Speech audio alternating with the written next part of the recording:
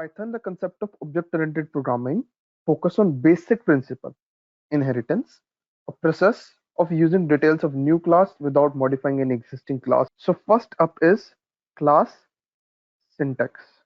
So in class syntax, we will write class and I'll write my first class. Here I'll write pass. Okay, just like continue and pass. I'll print my class. So I did here was I created a class, my first class.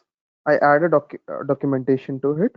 I just ended the class, and I printed my first class dot double underscore dot double underscore. So first up in it, object creation.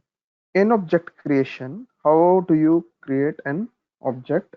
You just write, I'll use my ref any variable, my first class.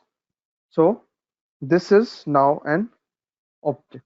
Now we'll see accessing methods of the class. We have created a class. Now we know how to create an object. Now how we can access elements of this particular class. Let's create a new class. We'll call it hello world. Let's create a function inside it. So here I'm creating a function I'm calling display, and I'm using keyword self. Now we'll create an object. I'm calling that object h equals to hello world, and I'll write h dot display. When I use h dot display and I run the code, the output will be hello world. We created a function named display, and now we use self keyword. We called the function inside the object using h dot then display, and it gave me the result inside that function. All right. So next step is constructor. This is a constructor, and a constructor is a reserved method in a Python class. This method is called when an object is created in the class, and it allows the class to initialize the attribute of that class. What does it mean?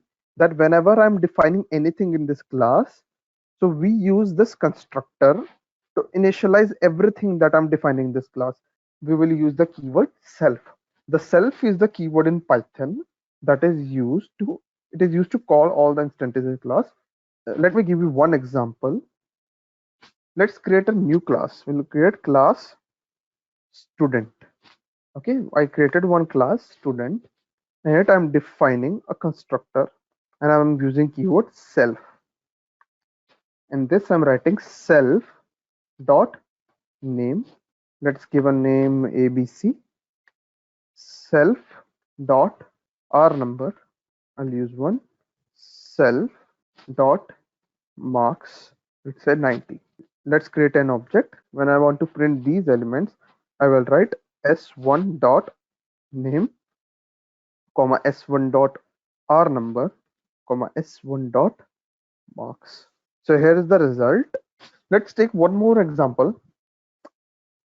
Let's take class test. So when I initialize t1 is equal to test, t2 is equal to test, and t3 equals to test, the init was executed with it. Okay, the constructor executed the commands inside it when I initialize it to an object, and when I called the function was only executed at that time.